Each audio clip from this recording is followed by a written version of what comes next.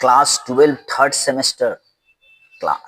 Hello my dear students, मैं आप लोग का एस सर आज के वीडियो सेशन क्लास में आप क्या लेकर आए हैं। तो आज के वीडियो सेशन क्लास में क्लास 12 थर्ड सेमेस्टर हिंदी का आपका जो है एक पेपर है, कविता शेखर जोशी के द्वारा लिखा गया कविता कोसी का घटवार।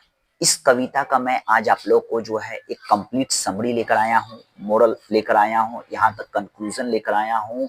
आज मैं आप लोग को रिसाइट करने जा रहा हूँ। तो सबसे पहले सुनाने से पहले, वीडियो स्टार्ट करने से पहले अगर चैनल को सब्सक्राइब नहीं किए हैं तो प्लीज सब्सक्राइब कर दीजिए, क्योंकि मैं इतना मेहनत इसलिए कर रहा हूँ क्योंकि इस साल क्लास 12 थर्ड सेमेस्टर में आपको अच्छा मार्क्स ऑब्टेन करना है, क्योंकि क्लास 12 आपका बोर्ड का एग्जाम होने वाला है। तो चलिए वीडियो को कहानी शुरुआत करने से पहले शेखर जोशी के बारे में दो शब्द पहले कह देता हूँ।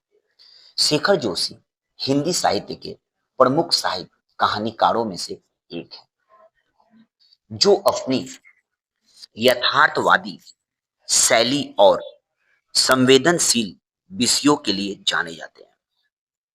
उनकी कहानी कोसी का घटवार एक साधारण व्यक्ति के जीवन, संघर्ष और समाज की बदलती परिस्थितियों को दर्शाती है। यह कहानी पहाड़ी इलाकों की पृष्ठभूमि में लिखी गई है और मानवीय संवेदनाओं को गहराई से व्यक्त करती है। अब मैं कहानी का सारांश स्टार्ट कर रहा हूं। कहानी कोसी का घटवार उत्तराखंड की पहाड़ियों में स्थित एक छोटे से गांव की पृष्ठभूमि पर आधारित है। यह कहानी बूढ़े व्यक्ति घटवार और उसकी कठोर जीवन परिस्थितियों को दर्शाती है। घटवार एक ऐसा व्यक्ति है जो कोसी नदी के किनारे स्थित अपने परंपरागत पेशे यानी पंचक्की मतलब घट चलाने में लगा हुआ है। सबसे पहले घट क्या होता है बता दे रहा हूं। जो आटा पीसने का या अनाज पीसने का जो चक्की होता है, पंचक्की, उसको कहते हैं घट। अब पीसने वाले को कहते हैं घटवार।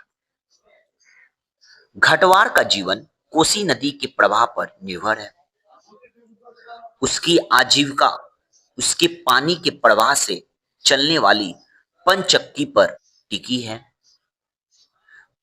जिससे वह अनाज पीसता है और गांव वालों को आटा उपलब्ध करवाता है।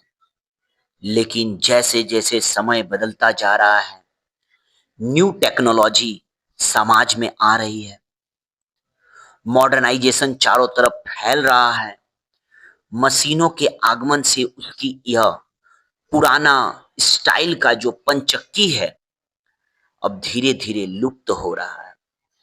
गांव के लोग धीरे धीरे मोटर से चलने वाली आटा मिलों की ओर अट्रैक्ट हो रहे हैं, जिससे घटवार की आमदनी पर बहुत बड़ा असर पड़ रहा है। कहानी में घटवार के संघर्ष को बहुत मार्मिक रूप से दर्शाया गया है। वह एक मेहनती और ईमानदार व्यक्ति है, जिसने पूरी जिंदगी अपने परिवार और गांव के लोगों के लिए समर्पित कर दी है। लेकिन बदलते हुए समय और नई तकनीकी के आगे वह असहाय महसूस करता है। उसकी स्थिति एक ऐसी पीढ़ी का प्रतीक है जो अपने पुराने तरीकों से जुड़ी हुई है, आधुनिकता के सामने खुद को बेबस पाती है। घटवार की बेटी की शादी भी है सामने। उसकी दिन प्रतिदिन चिंता बढ़ी जा रही है, क्योंकि इनकम घटता चला जा रहा है। लोग लोग गेहूं पिसवाने के लिए, आटा लेने के लिए उसके पास अगर आएंगे ही नहीं तो इनकम कहां से होगा, और इनकम नहीं होगा तो उसकी बेटी की शादी कैसे होगी। शादी अच्छे से नहीं कर पा रहा है। समाज की यह सच्चाई की गरीब आदमी को अपने जीवन में कितनी कठिनाइयों का सामना करना पड़ता है, कहानी में स्पष्ट रूप से दिखाती है। कहानी के अंत में कोसी नदी में बाढ़ आ जाती है, जिससे घटवार का जो पंचक्की, पानी से चलने वाला जो चक्की है, बह जाता है। यह दृश्य सिर्फ एक प्राकृतिक आपदा का चित्र नहीं, बल्कि यह दर्शाता है कि कैसे समय के प्रवाह से साथ पुरानी व्यवस्था समाप्त हो जाती है और घटवार अपनी आंखों के सामने अपने जीवन भर की मेहनत को बर्बाद होते देखता है। वह एक प्रकार का असहायता महसूस करता है। मीन्स इस कहानी से क्या संदेश मिलता है, अब मैं उसको एक्सप्लेन कर रहा हूँ। इस कहानी से संदेश यह मिलता है, कोसी का घटवार सिर्फ एक व्यक्ति की कहानी नहीं, बल्कि यह उन सभी पारंपरिक पेशों और पुराने व्यवस्थाओं की कहानी है जो समय के साथ विलुप्त हो रही है। यह कहानी में हमें बताती है कि समय के साथ बदलाव अवश्य भावी है, लेकिन यह भी सच है कि इस बदलाव में कई लोग पीछे छूट जा रहे हैं। अगर समय बदल रहा है तो मनुष्य को भी अपना आप को बदलना चाहिए, जिससे कि उसका इनकम बना रहेगा।